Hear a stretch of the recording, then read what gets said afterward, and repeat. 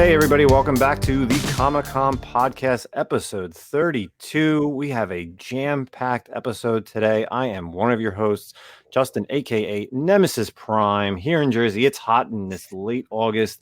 Tons of stuff going on, but I got one cool person with me, my man, Zach. What's going on, bro? What's up, everybody? Manimal here. Yeah, it's a little warm down here in Texas as well. Driving around today, lots of traffic, lots of heat, but good to be in the AC finally, talking some comic books, and I believe we got a pretty cool guest today, too. Yes, we actually have, and I've been quite a fan of this person for quite a long time. Got a bunch of sketches from him over multiple years. Probably one of the sickest, cleanest line arts in the business.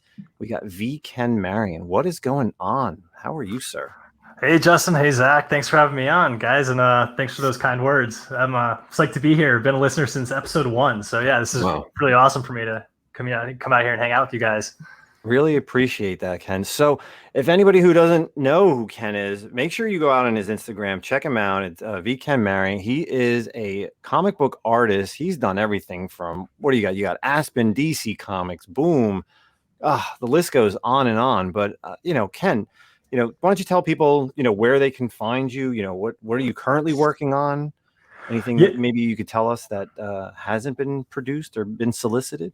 Yes. I mean, so most recently printed was I did a run on Aquaman. It's called Aquaman Deep Dives. And actually, no, that wasn't the most recent thing. Most recent thing was a Superman issue and a Wonder Woman issue on their digital books, I think. Mm-hmm. Yeah. But yeah, currently I'm working on a new book, a new property called Deathshroud. And we're in the middle of working on it right now. So I don't have a release information on it yet. But super excited about it. Doing the art. Andrew Dahlhaus is doing the colors. It's written by a really cool dude named Chad Larson, who wrote the story. Ryan Stegman's helping with some of the character designs on it. So it's a really cool book. It's kind of like a throwback to like anti-hero kind of Spawn, Venom type characters, but with our own twist on it. And it's action-packed, man. It's everything I like in comics kind of thrown into one. So I've been throwing out some sneak peeks of like the character and some pages I've been working on my Instagram and Twitter. So if you're interested, you can check that out, and we'll have release info once we have that lined up. But right now we're trying to get a big chunk of it done first before we kind of get it out there into the public. So I'm creeping on your Instagram right now, and I'm looking at this badass picture you did of Cloud from Final Fantasy VII, and then right below it is a picture of you with shades on, and it almost looks like you have Cloud's haircut as well. my fiance jokes about that all the time. But dude, I love Final Fantasy VII. I'm glad that you like the picture. Yeah, man. Your art it's awesome, man. Oh, thanks, man. Thank you. I'm not really an art guy. Justin's our resident art guy. I'm more of the story reading kind of. That's really what I pay attention to, but bad art can ruin, I feel like, a story. You can read something, I can be like, man, dude, I just can't get through this art. It's god awful, even if the story's great. But I'm looking at your stuff, man, and it is killer. I'm loving it. Oh, thanks, man. I appreciate it. Thank you. Yeah, so you've worked on everything from, like new characters. Like I remember you did Silencer for DC, you did Bloodlines for DC, but you've also worked on like big titles. Like you've worked on the Green Lantern stuff, Green Lantern Corps. Like you said, you did the Aquaman, the digital, the Superman digital. My favorite probably on the DC stuff that you did was the that small little Trinity run. So that was fun. You had the Wonder Woman, Batman, Superman, and then you had like Red Hood. You had Zatanna, Deadman was in there, John Constantine. Like that was a fun, small arc. And like I said, your lines are killer. Like I know you're just like a pencil guy, right? You're not doing the colors. You got Andrew, right? Who does? Yeah, Andrew's doing the colors. Yeah. So I've worked with a bunch of colors at DC. On Trinity it was Danae Ribeiro who did the colors. And Sandu Floria did the inks on that. But yeah, since quarantine though, since all the COVID stuff went down, I started inking myself. So now I'm like doing the pencils and the inks. So it's kind of what I'm trying to like change my art and, evolve it and do all that fun stuff to kind of get. You got time, man, right? Yeah. It's time for COVID. So back to Deathshroud. What is it on Kickstarter or Indiegogo? Like, so the first issue was on Indiegogo. Okay. And the creator of it, Chad, he used that and he developed the first issue, and then he got some outside funding for it to develop the rest of the series. So that's what the process we're in now. So I didn't do the first issue. He got me on afterwards. So he did the first issue like about a year ago, or so. I'm not quite sure what the timeline is, but he approached me about, I don't know, like back in April is like when we started like hooked up and started working on the project.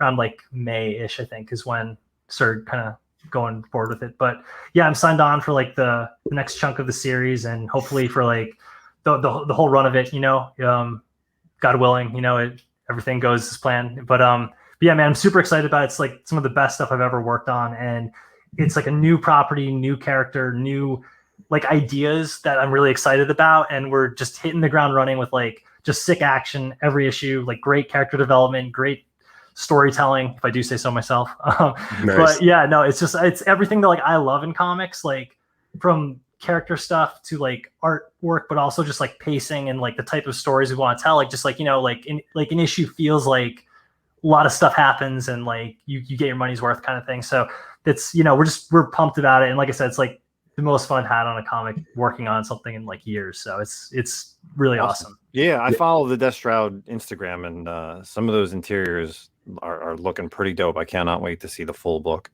Yeah, it's got like looks like almost like a Darksiders vibe to it too, man.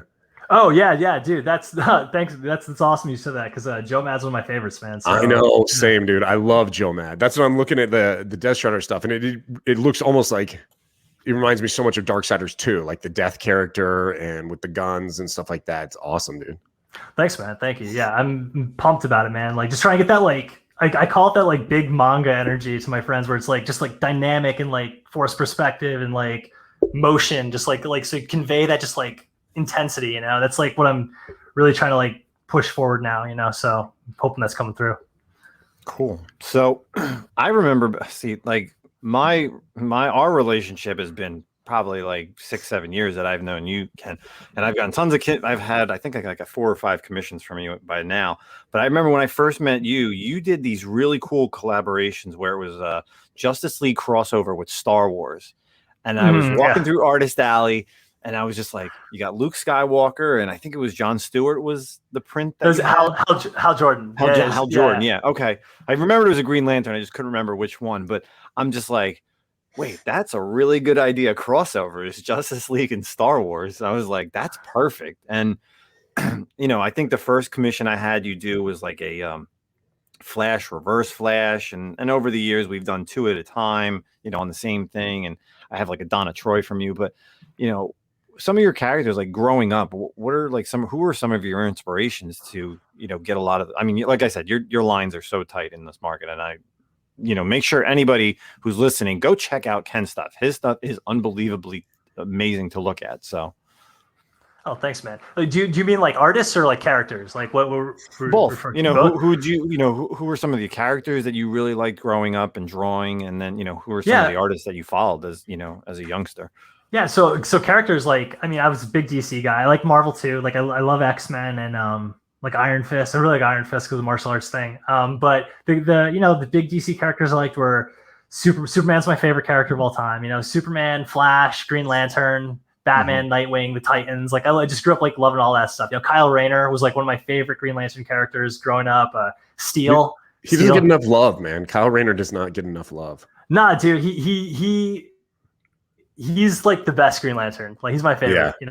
You know, he just got the sickest costume. You know, he's great, and he needs to shine again for sure. Yeah. But yeah, dude, like Steel. I love Steel. You know. Okay. And like we were talking earlier offline, but anime was like huge too for me. Like Dragon Ball Z, Gundam Wing, Final Fantasy, like all that stuff. So it's like kind of like my inspiration to me is like a combo of like all that stuff kind of put together. You know. Yeah. Okay. Yeah. So for anybody who's listening, me and Ken had like a 20-minute pre-show where we just nerded out on everything. Oh my God! Yeah. So we're gonna get into it after, you know, we learn a little bit more about Ken. So regard you know, you talked about your characters. Who were some of the artists that you loved growing up, and you know, were kind of influences on your art?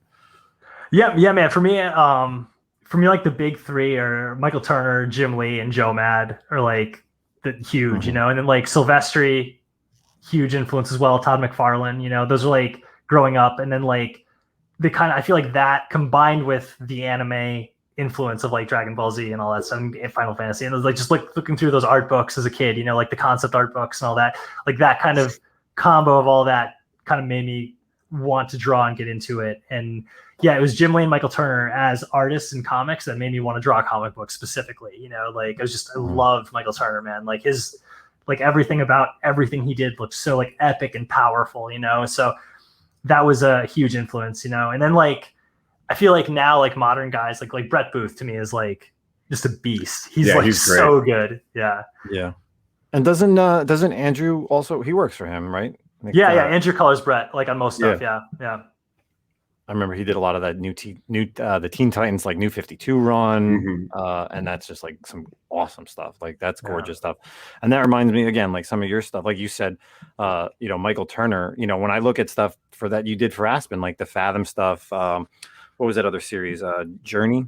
Journey. Yeah. Like, you know, looking at your art real quick, someone could glance and be like, "Oh, that's Michael Turner." And be like, "No, that's not Michael Turner." But you have a very similar style where, you know, and you know, God rest his soul, Michael Turner was a great artist, but you know, you've done some things that are very similar to him for Aspen, right? You've done a couple covers and interiors.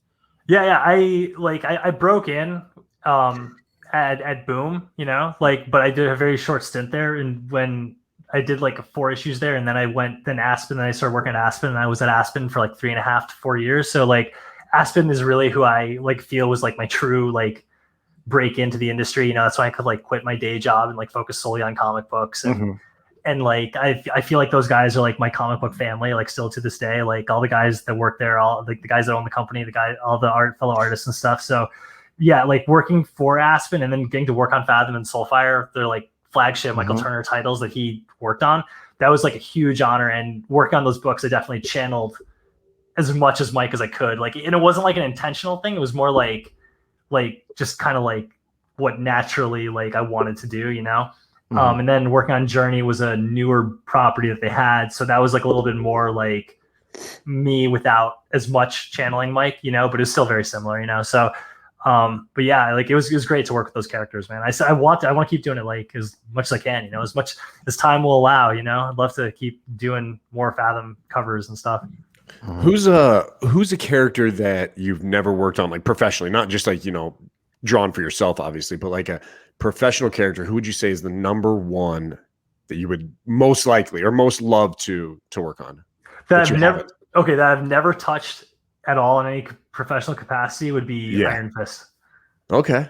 Yeah. Martial arts is like huge to me, and like I practiced my whole life, so like he's like the Marvel character that I love so much, and like not really even from any storyline per se, just kind of like the idea of him, you know. Like I'd love to like write and draw my own Iron Fist story. That would be sick. Well, you should do it. They don't got shit with Iron Fist out right now, so pitch a badass story, and I'm sure they're like, well, okay, cool, we'll do it. There you go. Yeah, I could totally see you doing Iron Fist, because the way, you know, Iron Fist uses his abilities and how he, you know, moves, you know, with like what you were saying with Deathshroud, like when you did the Aquaman series, I read the deep dive, and I'm a big Mira fan as well. So like the way Mira moves, like her telekinesis, like through the water, like how her hands move is very like similar to a martial artist. So, you know, now as you said that, I was thinking of the deep dive thing, and I'm like, oh yeah, man, Ken would be awesome at Iron Fist. So yeah, like Zach said, man, you really need to pitch a good storyline, you know, even if it's a limited series. Heck, I love Iron Fist, man. He's another underappreciated character, and we haven't really had like a good run since what was it, Brubaker's like Immortal Iron Fist run. Oh, dude, that was so good. Yeah, that's like so the quintessential Iron Fist run, you know. Yeah, when he fights in the 7 capital cities, like that. Yeah, so good. Oh, before I forget, I mean, I've worked on these characters professionally, the Justice League side of it, but I pitched a Justice League Final Fantasy VII crossover to DC a couple of years ago. It was only like a year ago, and from what I was told, it got pretty far up, but like then like it just kind of like stalled out. But like it got through a couple rounds of approval. So who fights who? Who fights Red 13? So I didn't get that deep into it. Like the idea was that like Darkseid and Sephiroth, like through the live stream, I don't know if I want to give all this away. Yeah, screw it. It'll never happen. It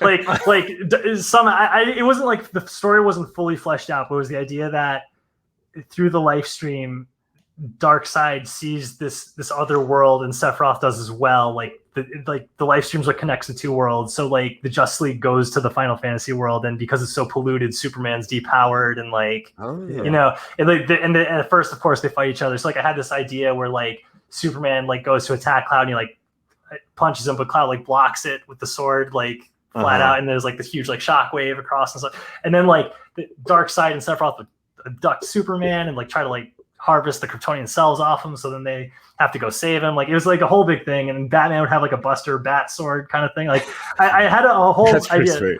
Yeah, it'll never happen, but maybe one day. Hey man, you can dream, like if you can dream it. God, yeah, that'd be so. See, like they've done those crossovers. Obviously, the first appearance of like He-Man was in DC Comics, and then more recently, I don't know, going to be 5 or 6 years ago, they had that Masters of the Universe versus the DC thing, and they've had that joint thing.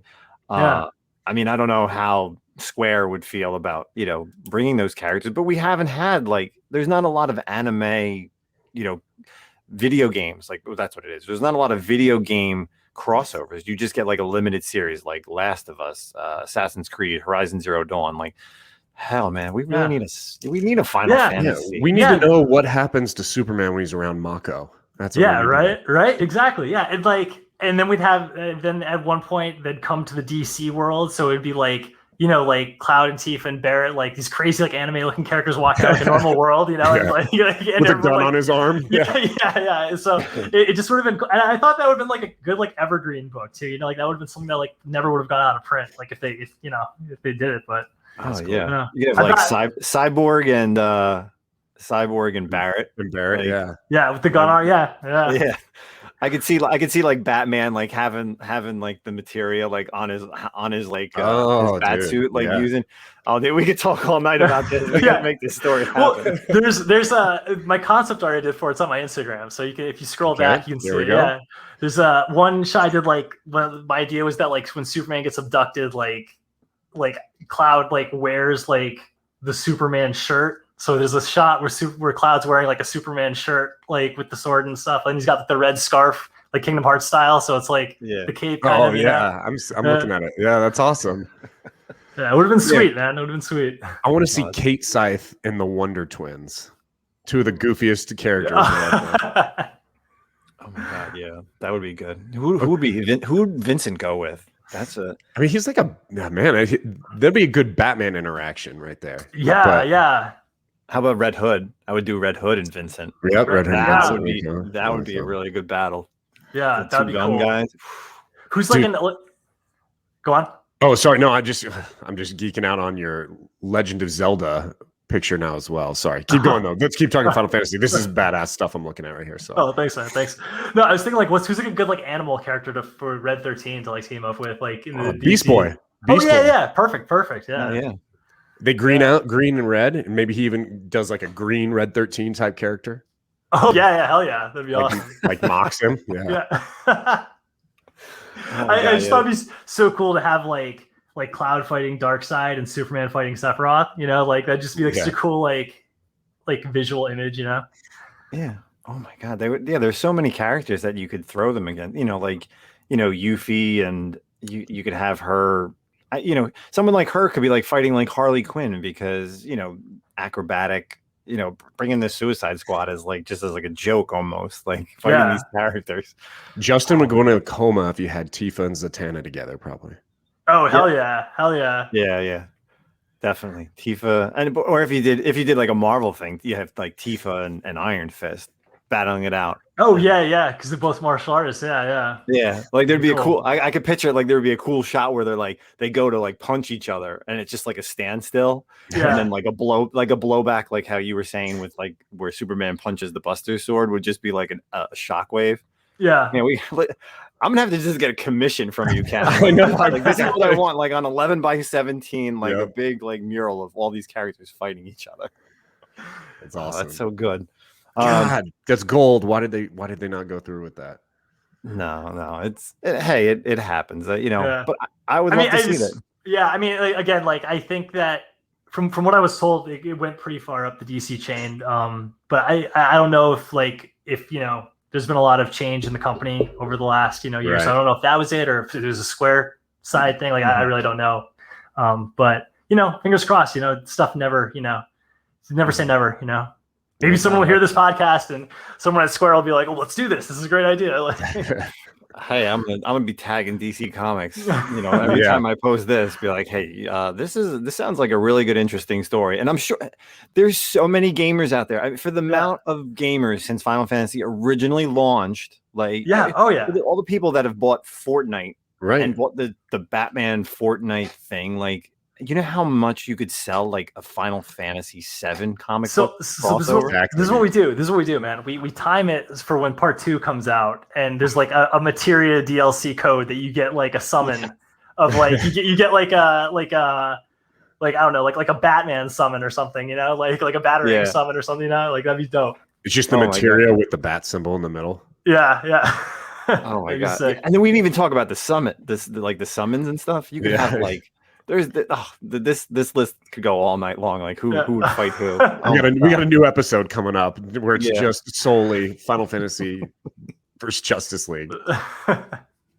So speaking of games and stuff, so you're obviously a gamer, like you said. You play Final Fantasy. Like, are there characters in that world that you would other than like Final Fantasy? Like what do you play? Like obviously being an artist, you're busy, right? You're busy drawing, but like.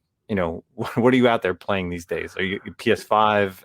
Xbox? I just got the PS5 and for my birthday, and the first thing I did was get the Yuffie chapter. So I got that for Final Fantasy VII. I beat that, and I heard on a podcast, Zach, a couple of weeks ago, you said you platinumed it. Like, oh yeah, I don't know if you knew. I'm not sure if you knew. There's a lot of people talking about how I'm a platinum guy these days. Yeah, and again, like who got him that PS5? That's true, dude. Justin got me the PS5. Was like, hey, I can get it. You want it? I was like, yes, get it. Nice. Sent him the money, and then it mailed to my house. So that was awesome. Nice. Yeah, it was actually my fiance's former coworker who got it for us. Like, it was the same thing. Like, because he was like it's like it's like fun for him to like track him down for like his friends and stuff. So it was the same thing where he like snagged it, and then we like sent him the money, and then they got it through GameStop to get it to us. That's a good friend to have. Shit. Yeah. He's like, this is fun for me. It's fun for me too. Get me one. Shout out to Justin. Thank you so much, man, for helping me out with that. Not you, not different Justin. But yeah, dude. So yeah, I've been Final Fantasy VII, obviously, which I'm trying to get the platinum, but hard mode's like impossible for me. So I'm like stuck on like chapter like 14 or 15. I'm in the sewers again. The second time around in the sewers, can't get through it. The sewers suck. Yeah. Ghost of Tsushima, I started playing, which is pretty cool. Guilty Gear Strive. Have you guys played that? It's like a fighting game. It's like a very like stylized anime kind of fighting game. It's pretty fun. I play the older ones like Double X and what is it, XX2, but I haven't. I've watched a lot of gameplay on Strive, and I know they just announced like some new character. She looks pretty cool. But yeah, I haven't played Strive yet. Yeah, no, it's pretty fun. I haven't gotten too deep into it because I've been so busy. But and I just during quarantine, I went through the whole Kingdom Hearts trilogy. So nice. I beat those 3. Yeah. 3. God, nice. Kingdom Hearts 3. Have you guys played Kingdom Hearts 3? Oh yeah, I'm a huge sore. Like I was sore for Halloween, like after 2, like for 1 year. Nice. So what did you think about 3? Because like my opinion on 3 is like I think it's the most fun gameplay wise, but story wise, it's like makes no sense. It's like all over the map. It was definitely the most fun I've had and gorgeous looking of course of all the games. But yeah, story wise, I just think because it's sat so long, like between like Dream Drop Distance and whatever else came in between 2 and 3 that I just can't whatever the PSP one was, where like it introduced like the other characters. But yeah, like 3 was just not. I was just like so hyped for 3 too, like. And it just like kind of fell flat. And like I didn't even finish it in like the beginning because there was like so many other games out there. And then I went back and I was just like, all right, let's just get through this because I'm a huge Kingdom Hearts fan. Like I like 2, like I've platinumed 2 if you know back in the day. Like I could fight I could just run and fight Sephiroth constantly because he's like the hardest boss in the game. Oh, it's impossible. You just got to get you get a rhythm down of like where to block, when to do stuff, and it was just so much fun. But what else then? Like what else have you kind of been playing right now? Let me think. God, I'm like blanking now. Ghost of Tsushima is like most of it. Resident Evil remakes. Did you guys play those? Like 2 and 3? Yes, 2 and 3. Yeah. I never really played much Resident Evil. Yeah, they were fun. I like 3. I think 3 was a fun time. I know a lot of people didn't like 3, but obviously a lot of people like 2. Yeah, so. 2 was hard. So I had never played 1, and my friend like recommended to me. So I did that remake of 2 was my first one, and it was like difficult and like stressful, man. I was like stressed out like playing it. I had the desire to try to get into Resident Evil at one point. And I was like, you know what? I really would like to try these games. For some reason, I had never played them, not for any honestly, no reason. And I was like looking at it, I was like, okay, where do I start? Because I'm definitely like a storyline guy. And it's like, I don't want to just start and not know what the hell's going on. And it's so tricky. What's the suggestion? Where do you start? I would say the 2 remake is a good place to start. Yeah. I mean, I wasn't, because I'm just like you. Like for me, like I need games that have like a solid story to it. Yeah. And 2, like I felt like I wasn't confused. It was the characters you start with, or I think they're new to 2. Like I don't think they're in 1. The characters that you play as. Oh yeah, Leon and Claire. Yeah, no, they're new. Yeah. So yeah, it's a pretty clean, straight through story, and they both they each have their own story in it. So you can play as one. It's like one kind of path you take, and you play as the other. It's a different path. They both kind of meet up at the end. So it's pretty cool. I recommend it. Yeah, definitely check that out. So, so other than being a gamer, and this is where we nerded out for 20 minutes prior to the show starting, we talked about anime, and you even said like some of the stuff growing up, like where you're drawing like Dragon Ball Z and stuff like that. So we literally nerded out about Gundam. So we're going to talk about Gundam. So if anybody's not an anime fan, or maybe people who are listening are anime fans and didn't know about this, what are some of your favorite animes? Okay, well, first off, Zach, are you an anime guy? Not really. Like he's gonna tune out for the next like 20 well, when I logged on and you guys were just talking about Gundam, and I was like, damn, dude, I don't know shit about Gundam. Like I've never watched anything Gundam. I don't know anything. I know it's like a big rocket robot with a sword. That's about as much as I know. It flies around. Oh, you're missing out, man. It's really good. So okay, we're gonna convince you now. You can convince you now to go watch Gundam Wing right now, right after the podcast. Yeah, so we were talking before, like Gundam Wing was that, and Dragon Ball Z were like the big things for me. Like I was in 7th grade, I think, when those came on. In 2000, I was in 6th, 7th grade. So like that, it hit me at the exact right age, and like I just stuck with it all since, And Gundam Wing, Gundam 00, Gundam Seed. Like I just love all the Gundam, the different alternate timelines. And we were talking about the Universal Century. It was like the original Gundam timeline, and some of those are really cool too. So yeah. So like, and people always, and I've been on a couple of YouTube channels where like people ask me, because I've seen in their backgrounds, I've seen posters, and I've had the conversation. It's opened up the conversation of anime, and people kind of always ask me like, what are my genres of anime? And for me, like I always go right to mech. So like, obviously Gundam, like Evangelion, Neo Genesis, like Macross, like stuff like that is always like my top. And then I would say like samurai stuff is always like my next genre. So would you consider like the mech world like your number one? Like I guess like for me it's just like action. Like so like to me, like I classify, like it's probably not correct, but to me, like I classify Gundam and Dragon Ball Z and Ronin Warriors, and like Ronin Warriors is the only one I've ever watched. That's my favorite. That one's awesome, dude. I love it. I have it all on DVD, both seasons, man. I love Ronin Warriors. Ronin Warriors is the shit, dude. It's so good. The art in that is like phenomenal. Like the story's a little like paper thin, but like but the art is awesome. The designs and stuff. But yeah, like to me, I just kind of all classify that as like one kind of genre, just like action packed, like hero. Not superhero, but like heroic people like fighting bad guys kind of like genre. Yeah. But yeah, mech, like I've never seen Evangelion, I've never seen Macross, but like I like all the Gundam shit. So like I love mech stuff, but I don't think I've ever watched like another mech anime that I can think of though. Okay. Well, if anybody follows you, Yeah. you do have, and we can see it from behind you. You also do the models, so you have the hell Gundam yeah. models. So, Hell yeah. and we were talking about that. Growing up, I used to put together some of those models and and paint them from like the 1/10 scale to the master grades, and they've gone from whatever, like maybe 50 pieces to what, like almost 1,000 pieces is like some of those master grades when they really get crazy, right? Oh yeah, they go nuts. Yeah, I remember when I was like a kid and they first came to like Toys R Us, and like it was like it's an action figure model kit, and I was like, oh, it's like I would assumed it was like you open the box, like you put the arms on and the head on, And I remember opening up the first time and I was like, what the hell is this? Like, but then like, well, let's try it. And like after that first, I was like, oh, this is sick. So I bought like a bunch of them back then, and then like I went to high school, college, kind of drifted away from it, and then about like 3 years ago, I was in Midtown Comics and I saw like Gundam models. I like saw Wing Zero. I was like, oh shit, I'm gonna get this, and like it just kind of like snowballed. So I've got like 20 of them on my shelf back there. So yeah, it's addictive for sure. Justin just recently fell down the statue hole as well recently. Yeah, he's back into it.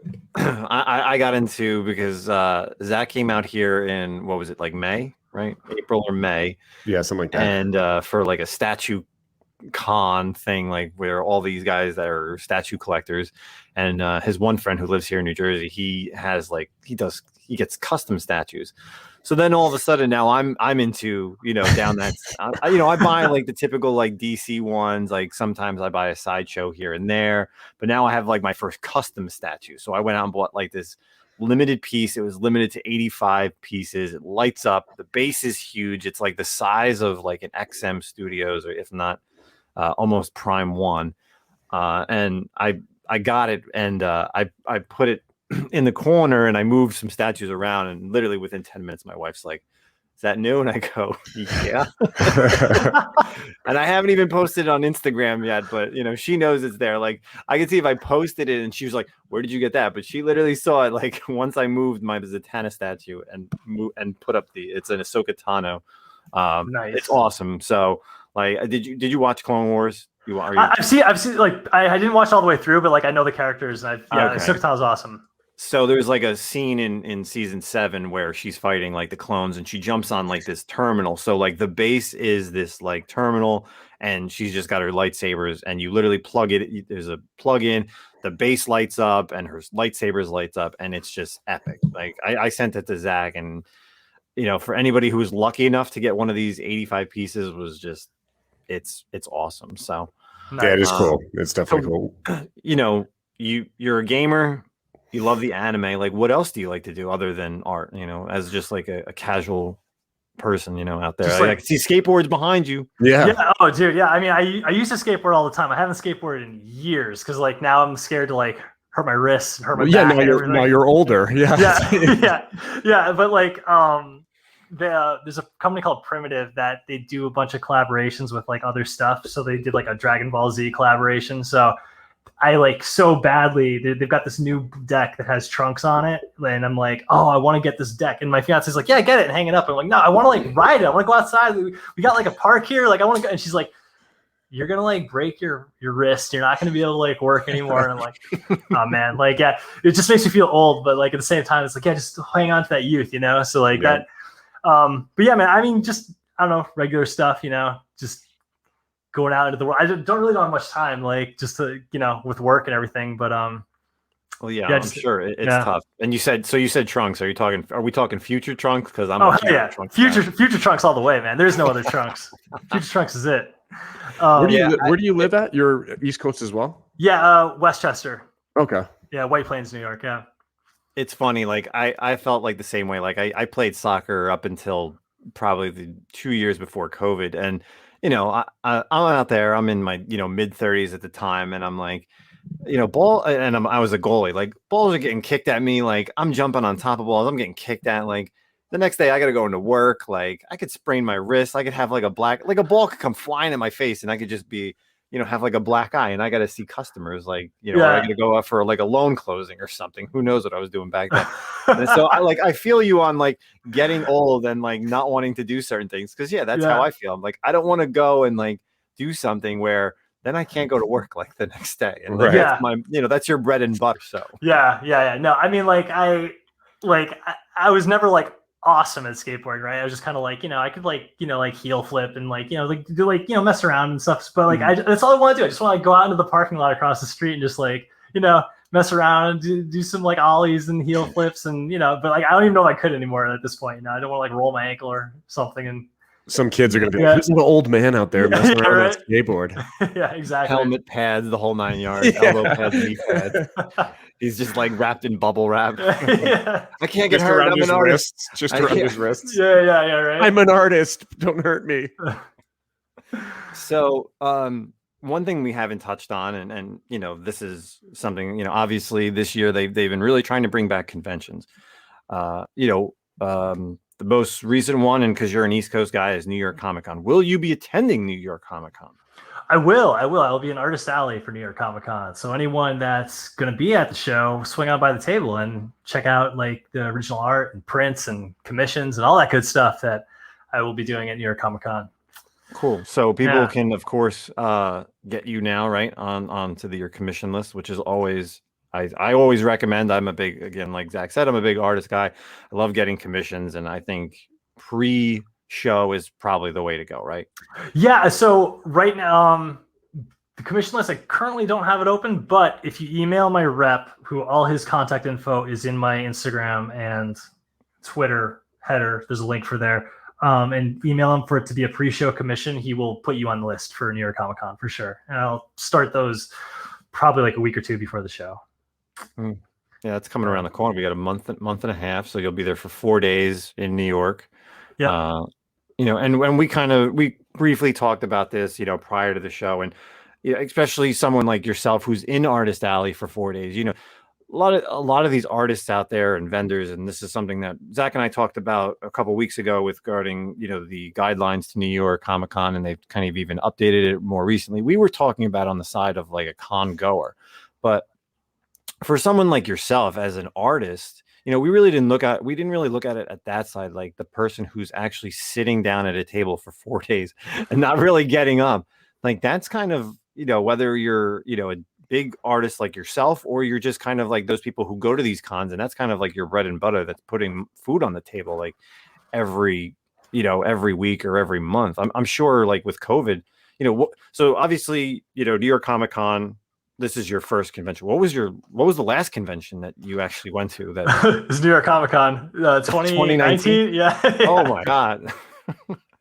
So 2 full years, no cons for Ken over here. Yeah. Holy shit. I didn't realize that. Yeah. Yeah. I never did like a ton of cons. I think at my peak, I did like 3 in a year, or 4 maybe. When I was at Aspen, they would fly me to cons for promotions. So that was probably when I was at my peak. Yeah, but with DC, I think I usually only did like one. I only did New York Comic Con, like maybe one other one. So I'm not like a huge con guy, but New York was was like a staple of my year, So it'll be good to get back, and I'm glad it's New York that'll be my first one coming back, because it'll be like a good temperature to see like how willing the public is to step back into the con game. Like I'm hoping that it's at as much capacity as they allow. Like I hope it sells out to like whatever they allow it to sell out to, and I hope that, it'll be a good show and people will be happy to be there, I really hope there's going to be the plexiglass, but I don't think that's going to be there.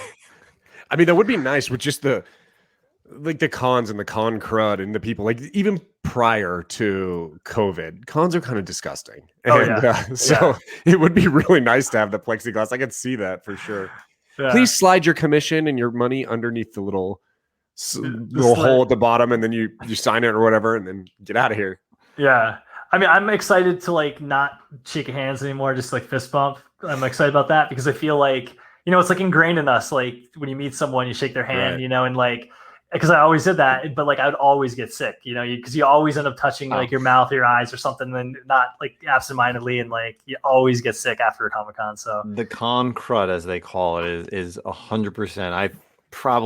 I go to conventions all across the country, like over the past 10 plus years, and I've at least gotten sick once, if not twice a year, coming back, like from some convention, Yeah.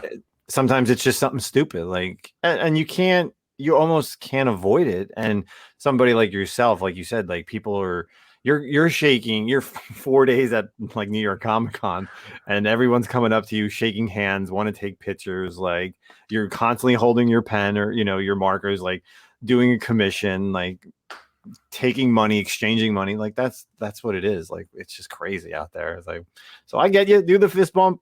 Yeah, 2021's the fist bump. So yeah. What's the so you said you traveled a lot around to a few cons with like Aspen. Which other cons have you been to?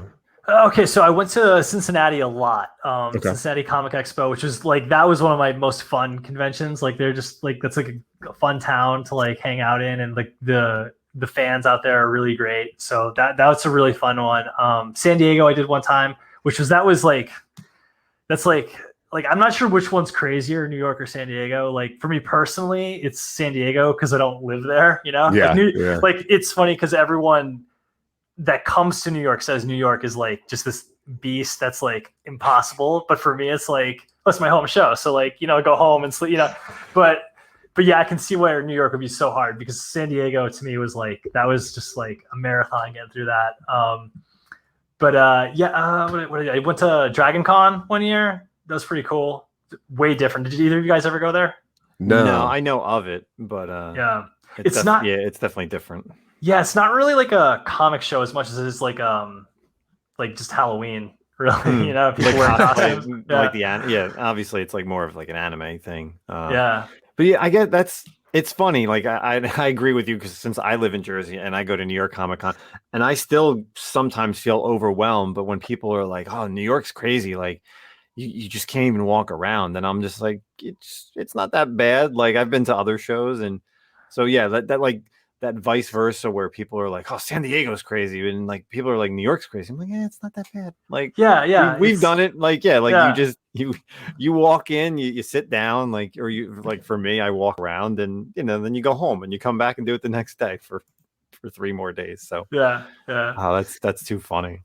I've been to San Diego. I've never been to New York, and San Diego is like it is like that. It's kind of I guess maybe San Diego would be easier in my opinion, just because San Diego's not as crowded as New York. You know what I mean? So you can move around a little bit, but it's a nightmare too, man. I don't know if those big cons are great, but I much rather like the smaller ones. Like the smaller, more controlled cons are a little bit more enjoyable for me, I feel like. Yeah, I could definitely understand that. Like, especially like if you're going to see like the artists or the vendors, like the smaller shows, I definitely understand where that one would be like a lot chiller. Like the big shows almost are more like it's a spectacle. Yeah, like the Bandai booth and the Dance Dance Revolution. Dating myself 10 years now. that was my first. Those at New York Comic Con. I'm with you. Dude, my first New York Comic Con was the first time I went as a fan was 2008. Were you going back then? Yeah. Oh my God. I've been there every year since it's been at the Jap. Like it's forever. It was. Do you remember how small it was back then?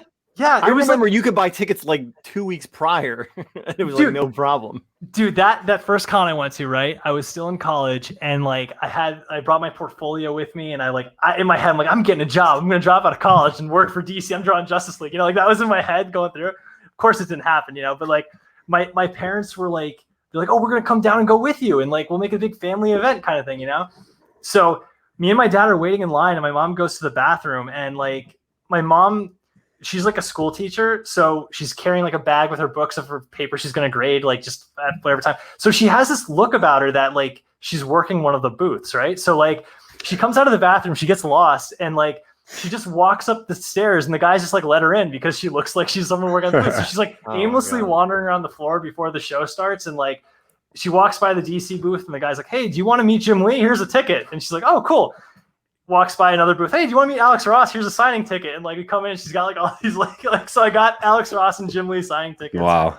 From back then. It's like the only show Alex Ross has done like since. Like he's never done a show after that. So it's crazy. Oh I don't even know if I know what he looks like. Yeah. I'm gonna have to Google a picture. He has a booth, at obviously 2019. They have like the big Alex Ross exhibit, and it's like all of his prints and whatever. He's not there though. There's not thousands of dollars that stuff too.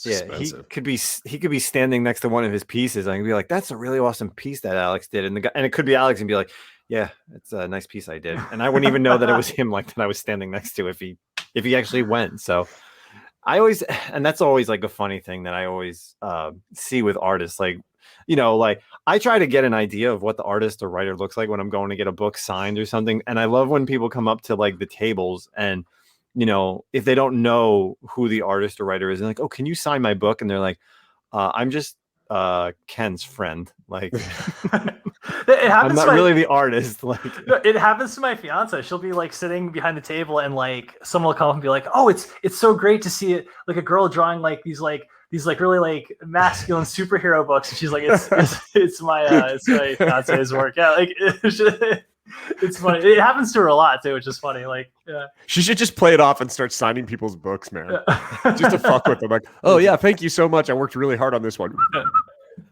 Yeah, I like doing the Green Lantern. It was really good this year, and yeah, I would have so much fun like just fucking with people. Oh, that's too good.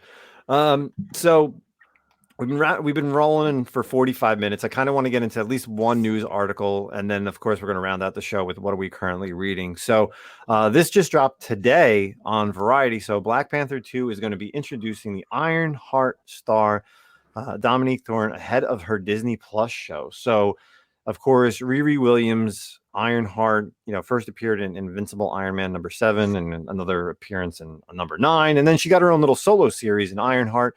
So she's going to be showing up in the Black Widow 2 movie. What do you think about this one, Zach? Yeah, I wonder. So I'll be honest, as a Marvel guy as well, I'm not super familiar with Riri Williams. It seems strange as like a Black Panther Wakanda Forever thing, but obviously, with the death of Chadwick Boseman, they're probably like, okay, what else can we do? Who can we put in here to kind of like move this story? Obviously, there was a massive gap in basically rewriting that whole movie. So it makes sense. It makes sense to see like, hey, let's throw another character in there. Let's beef it up. It worries me a little. I feel like this is just assuming that's the reason they're putting in there. It would worry me thinking like, okay, are they not confident of the star power of this movie so much that they would need to throw in another character to like entice viewers? But the more the merrier. So like put her in there, and I think the thing I've loved the most about the MCU is there's very few characters that are introduced 100% in their own solo. You know what I mean? Like outside of the main guys, we saw like the introduction of characters and you knew them before they came out. So it was like, Black Widow and Iron Man 2, Black Panther and Civil War, and then boom. I thought I trust Marvel, and they do that really well. So it sounds good to me, man. Ken, what do you think about the introduction of someone like this in a big movie? Because with the expectations of how Black Panther 1 like became such an iconic movie, and we're gonna have a character like Riri appearing before her own solo series. Yeah, no, I think it's awesome, man. Like you said, like introducing so that you tee it up before her series so that people have an investment in the character going forward. Yeah, I'm excited. Like you were saying, do we know who's going to be Black Panther in the next movie? Like, have they said what they're doing with that? No, like storyline. Some people are saying that it's going to be the Atlantean War. Like they're introducing Namor, but that's all rumor mill. Yeah, that's actually, and I think that's pretty for sure that is Namor and Atlantis. I think the rumors on like the castings are still out there, but I think that's kind of a go for sure thing. But yeah, the Black Panther stuff, that's still a mystery. Yeah. So yeah, I mean, it makes sense to put in like because she's gonna be. I'm assuming she's gonna be Ironheart in the movie, right? Like, or did they not say? Yeah, I mean, I don't know what it's going to be. They just say that she's going to be appearing, so I would assume that she's at least going to have she'll have the suit, or if not, maybe kind of like a brief introduction, kind of like maybe how Spider-Man was in Civil War, like introduction, and then at least gets the people like, oh, all right, so she's she'll return in Ironheart, her own series. Well, she's also like a genius inventor, so it would be it would be cool to see her like kind of like shadowing Shuri. You know what I mean? Like working together. Maybe she kind of falls in that realm. Maybe she's almost like, Shuri's protege or something like that and learning that way. And, probably at the end, she's like, oh, I've got some extra. I mean, I guarantee you somewhere in Wakanda, there's a piece of Iron Man tech. You know what I mean? Like there's a suit of armor for Iron Man on Wakanda. Yeah. And she'd probably be like, well, let me mess around with this. And then that leads, look, I probably just figured it out right there. That was like the last scene of her is she's, I'll do around with this, and then leads into her own show. And gives her the armor, basically. Yeah. Because I guess really at the end of like Black Panther 1, they opened up themselves to the world. Like that was their whole thing, is that they introduced the idea that they weren't really just like this tribe or this country. They were a lot more. So, maybe Shuri's kind of here in, maybe the United States and has like opened up like college, and Riri, like you said, is like a smart person. So she could be going to like this college and introduction to Shuri, and they go back to Wakanda. Oh my God, it's funny you said. I'm actually reading on CBR about it, and it says that there's reports that they're shooting scenes at MIT where Riri attends school in the comics. And we saw like in the Black Panther how they did open up. They were opening up those different centers in like New York and stuff. So maybe Shuri's at MIT giving like a speech or some kind of a discussion and meets her there or something like that. Okay. So then I mean we got a perfect introduction between Shuri and Ironheart. So, and interesting enough, I would actually, when this just dropped, I actually went and looked the first time that Ironheart, Riri Williams, meets anyone from Wakanda, and it's actually in her solo series. So it's Ironheart number 9. Riri actually goes to Wakanda. So if and a lot of people are always talking about spec books and books that are on the rise. We know that first appearance of Kamala Khan, Miss Marvel, and meeting Captain Marvel, that book is shot up, but this is definitely going to be a book. So, and I'm sure it's in everyone's back issues because this series wasn't very popular. So if you're looking for a book to get now, Ironheart number 9, it even has it says Riri Williams is going to Wakanda. So definitely check it out because her series is definitely going to pop, and so is this issue. So that's my one pick for making sure you get it early enough instead of paying eBay prices probably in like a week when everyone starts listing them at like 30 and 40 bucks. Go out and buy it for $4. So that's the only news thing that we really wanted to drop. Of course, our main focus this evening was talking with Ken, and we always like to end every episode with what are we currently reading, where we talk about either a series or a comic that we've, whether it's a new book or an old book. And, tonight, since we have ourselves an artist, in the building, it's going to be really interesting. So, Ken, like, what are you currently reading out there in the world of comic books, whether it's, Marvel, DC, indie, what's something maybe either something people that are not something that maybe they're not reading and they should be, or maybe something that you're really enjoying right now? So I'm like kind of scattershot with what I'm reading right now. I've been reading Battle Chasers again. Do you guys remember Battle Chasers, the Joe Mad book? Oh yeah. Oh dude, so good. Like that book is fire. It's absolute fire. So I've been reading. I got the foil covers. Nice. Yeah, I think they just put out a new collection of it. I've got the issues, but like I think they just put out a new collection. So it's a great like fantasy kind of book. And then I've been reading actually a lot of manga recently too. So I started reading the Dragon Ball Z manga, like to experience that through the original form, I guess. And then I found this one in Barnes & Noble called All You Need Is Kill. Have you ever heard of this? Did you see that movie with Tom Cruise called Live, Die, Repeat? Yeah. That's a great movie. Yeah. So that's based off this manga. It's like that. The original source material of that is this book called All You Need Is Kill. And it's like that story, but it's like anime. Like, it's pretty dope. Like the art's sick. I think it's drawn by the same guy who did Death Note. So it's like really like stylized and cool. And then also Spawn, dude. Have you guys been keeping up with Spawn? Like, with like the new Brett, universe stuff? Yeah, dude. I'm so excited about all that. I know Brett's going to be drawing the Gunslinger stuff, so I'm like super excited about that. But yeah, I know King Spawn. I think King Spawn's coming out next week, so I'm definitely pumped for that. Mm-hmm. Cool. I got to get into Spawn, man. I think I read up to like issue 50 and then stopped. And then I picked up that Spawn universe, but I kind of, like I said, I'm kind of the person, like I can't read it if I don't know what happened before. So I was like, I'll hold on to Spawn universe, and I guess I'll read 250 issues before I read this one book that's sitting on my desk right here, but yeah, I got to get back into Spawn and give it another shot. All right, cool. So that's some really good picks, especially anybody who's out there listening, take a look at what Ken's been reading, and maybe you'll enjoy it yourself. So what about you, Zach? I kind of know what one of your books is because we talked about it earlier this week, but it's been a couple of weeks since we've actually done this because we've been so busy. So yeah, what are you currently reading? There hasn't been anything like super new that I don't want this to sound bad, that like really like kicked off for me. I've really enjoyed like the books I'm reading. I think I had a little bit higher hopes for that Trial of Magneto.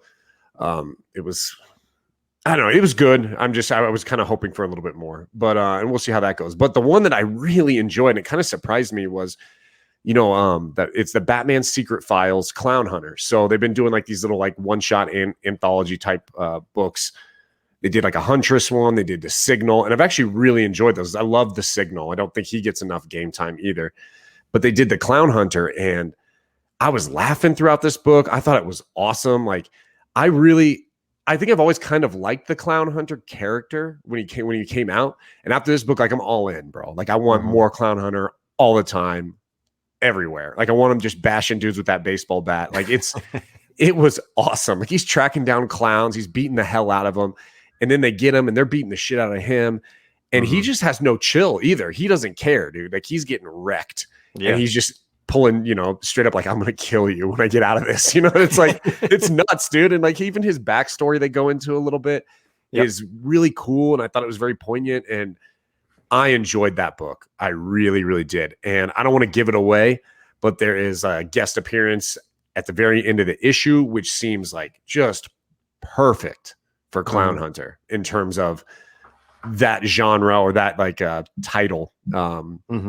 Possible mentor for this character, and I hope they keep going with it. I really, really liked it. So yeah, check that out. The Batman Secret Files Clown Hunter was really, really cool. Awesome. So I have 2 books this week. So the continuing story of Boom Studios, Eve. So of course, the last time we talked was probably only after issue 1, but issues 3 and 4 were dropped obviously over the past 2 months.